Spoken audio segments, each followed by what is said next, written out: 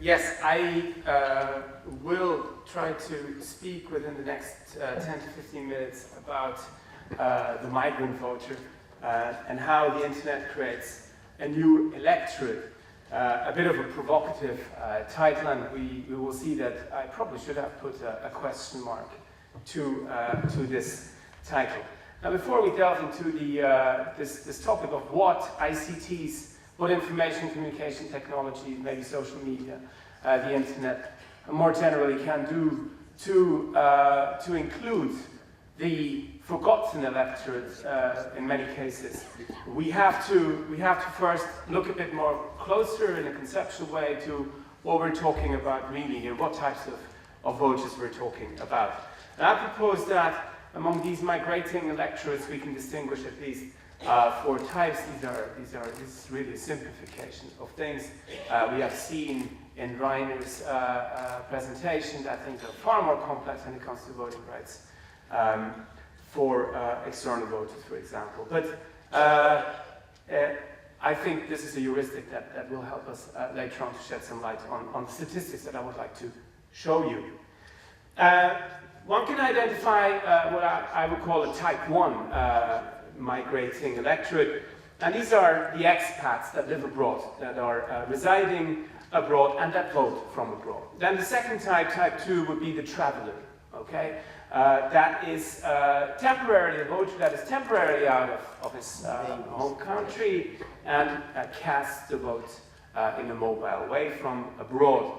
The third one is the domestic voters that are coming from abroad. Basically, these are the immigrants mainly. And finally, we have a fourth type of electorates and or of members of the electorate that are trying to get elected from abroad when residing abroad. I'm going to primarily focus here on the three first, and towards the conclusion I'll come back to the fourth type. Now, how do these ICTs potentially impact on these types of migrating voters? Now, first of all, I think there is an immediate access to the campaign that is offered by ICTs, by the internet in general. And this is both for passive and active voting rights. So you have either as a candidate from abroad or as a voter from abroad, you have immediate access to the campaign information, which is news, because that was not as easy as that until now. Until the development of the internet, and it has to be underlined. We have now electronic campaign material that is distributed across borders, obviously, online media access, where you have internet access. You can read the newspapers from home, etc. And this, of course, brings you much closer to the campaign itself at home.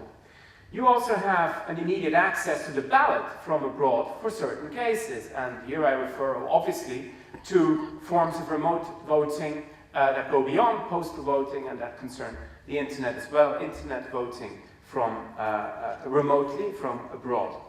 And then finally, you can think about this type 3 of the voters, the immigrants, the minorities that may have not yet integrated but have the right to vote in a new country, and that are, and Mark was talking about them, and that may actually through ICTs find a more user-friendly environment in which they can vote, because potentially, say an internet voting platform can be produced in many languages, and therefore more easily accessible in its complexity to voters who are coming from abroad and are trying to integrate in their new country.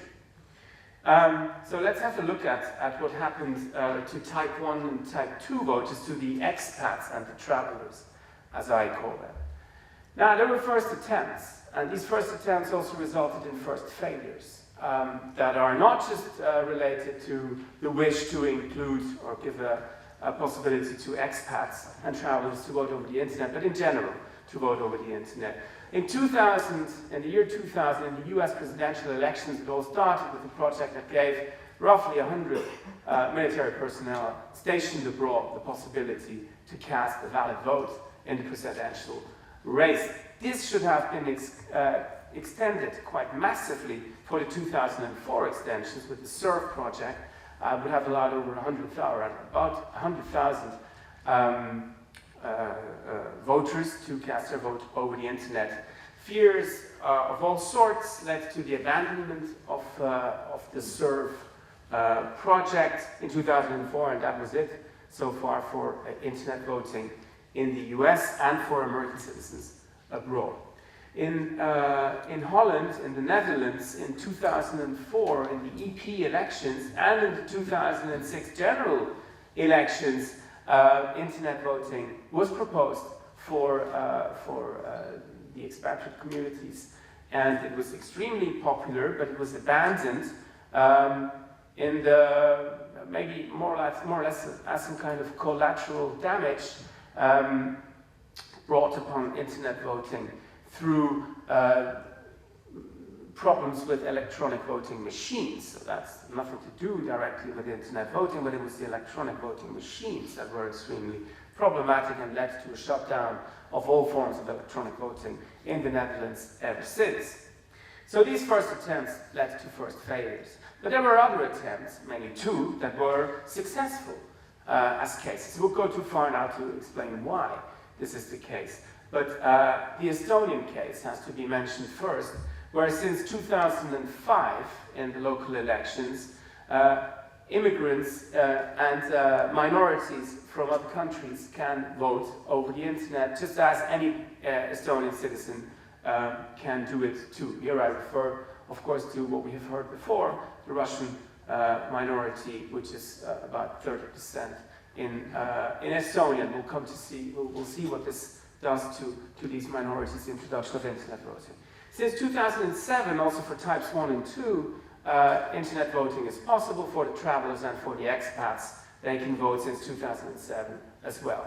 In Switzerland, trial elections took place, well, real elections took place, but trials within these elections took place this fall in October in the national and the federal elections of 2011, where basically 4 cantons could use internet voting and offer it to their expatriate communities. This was limited to expatriates from these 4 cantons residing in the EU or in one of the Wassenaar states. The trials and the referendums are older. For type 1, for the expats, this was possible already since 2008 in a number of cantons for cantonal and federal referendums, and there were trials in referendums for type 3 for minorities, as for other parts of the population since 2001 already. And here is an ongoing and the spreading of these trials that we can observe. So this is these are 2, in this sense, successful cases that it has never been interrupted, and it goes on since. Now, the Swiss case, as I mentioned before, very recently, this is the first time that voters could cast a vote in elections at the federal level in 2011 in October. It was offered in 4 cantons, and out of the 26, and 22,000 potential e-voters could cast their votes coming from these 4 cantons. 50% of all votes that were cast in these elections from expatriates in these 4 cantons within the EU or the Wassenaar states, 50% of all these votes were cast over the internet. And it was seen as a big success. Concerning travelers and expats in Estonia, I have some very interesting data here to show, I think.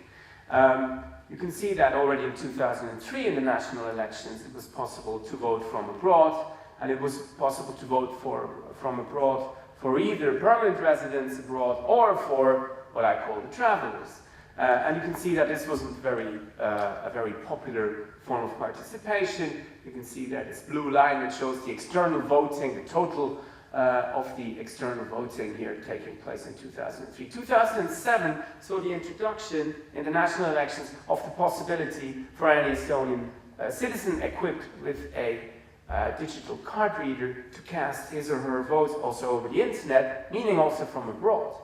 And you can see it goes a little bit up, but in 2011 it went up really massively. And it did go up massively, not so much because of expatriates that are living abroad and are residing abroad that suddenly started voting massively from abroad, but it was so because of travelers of this type 2 that I mentioned. And if you look at this is the green line that you can see here, that goes up so sharply. And you can see these 2 dots as well, with the dotted lines in between. This is the percentage of internet voters among these external voters. And you can see it went up from roughly 20% to roughly 70% of all votes cast from abroad are coming now over the internet. You can see it also here, the proportion between paper and e-votes coming in from abroad. Here I also plotted the figures for 2009, the European elections. You can see really in the March 2011 elections, national elections, external voting over the internet really took off.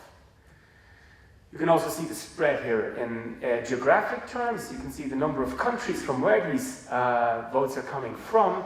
They spread from 50 countries to over 100 countries from which Estonian citizens have been voting now in the 2011 election. So it's not only an intensification and a higher frequency, but it's also a wider geographical spread. This leads me to my last point, and that concerns type 3 impacts. This is the impact of internet voting on minorities residing within a certain territory. And here we have again data from Estonia that I think are extremely interesting. We have been conducting a series of surveys since the first introduction of internet voting in the local elections of 2005. And ever since we have run in total 5 surveys, large end surveys, to measure the impact of internet voting on the elections in Estonia. And amongst others, we have been asking the question of the language that is spoken by the respondents. And we tried to explain why somebody would choose to vote over the internet compared to choosing to vote at the polls, the traditional versus internet voting. And one of the most, if not the most, important factor explaining, actually, in a multivariate model, I spare you the details here, but one of the biggest effect that we found was language. In the sense that if you were from the Russian-speaking community, your probability of choosing internet voting over traditional voting was significantly, and to a large extent, smaller than if you were Estonian-speaking. And you can see it here in these marginal effects that are plotted here in this graph, the effect of Estonian language, here I turned it around, on the probability of e-voting. An Estonian speaker in the 2005 elections had 30% higher, 30% points higher probability of voting over the internet than a Russian voter.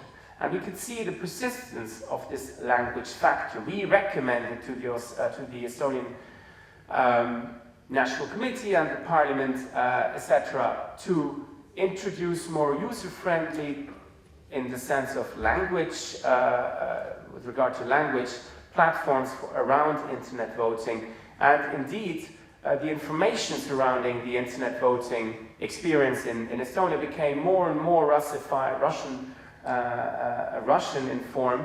There are help buttons in Russian, there is information on the internet voting system now in Russian, etc. An effort was made to bring this effect down, and we can see in 2011, language has become irrelevant. So by now, these measures apparently worked well, and the probability of you choosing the channel of voting over the internet or the channel of voting traditionally does not depend on your origins anymore. And what about the campaign? In the last minute here, I just want to brainstorm a little bit. I think that if we can observe a growing part of the electorate voting from abroad, amongst others, thanks to the internet, then we have few cases for the moment, but it is spreading. First of all, we can see that, or we can imagine that the last leg of a campaign becomes less effective over time. Because if you campaign at the very last moment, lots of your voters that you want to reach have already been moved abroad, because they were traveling or whatever, and are able to cast their vote from there. So probably campaign techniques will adapt to that, the strategies will adapt to that mobile electorate that has a certain period at their disposal to cast a vote. Then I think also that transnational campaigning over the internet could start becoming more used, and it could also even lead to some kind of direct campaigning abroad. This picture here of in the context of the Swiss federal elections of October, you can see here representatives, high-level representatives, as in party presidents of governmental parties in Switzerland at the federal level, are gathered here and debate about the elections in a campaign debate. But this picture was not taken in Switzerland, but it was taken in Rome, where you have a large expat Swiss community, of course. So, and you can see it in French elections, you can see it in American elections, how presidential candidates start more and more moving beyond their countries in order to catch this newly mobilizable and more easily mobilizable electorate that resides outside the home country. Leads me to the conclusions. I think that external, not eternal, I'm sorry. There is no such thing as internal internet voting. That's a funny one, it's not Freudian. The external internet voting is spreading clearly across cases. We have more and more cases. The Norwegians have just tried it out this fall as well. We have, in other cases, it appears now, again, external internet voting is also spreading within cases, as we have seen in the examples of Estonia and also of Switzerland, where this can be shown. And I think that the largest potential, based on the data we have so far, is probably to be seen in the mobilization of these cross-border mobile voters, these travelers that seem to make use, if it's offered to them, more frequently. I also think that in the domestic voting among immigrants, the internet and the offer on the internet is not always leading to inclusion of these minorities, but it can also be used to exclude them. And although this was certainly not done on purpose in Estonia, in practice, this was the case until these elections in 2011, where this has gone now. And finally, as I mentioned just before, I do think that we will see some kind of changes in campaign techniques and in a transnationalization of voting campaigns. Thank you.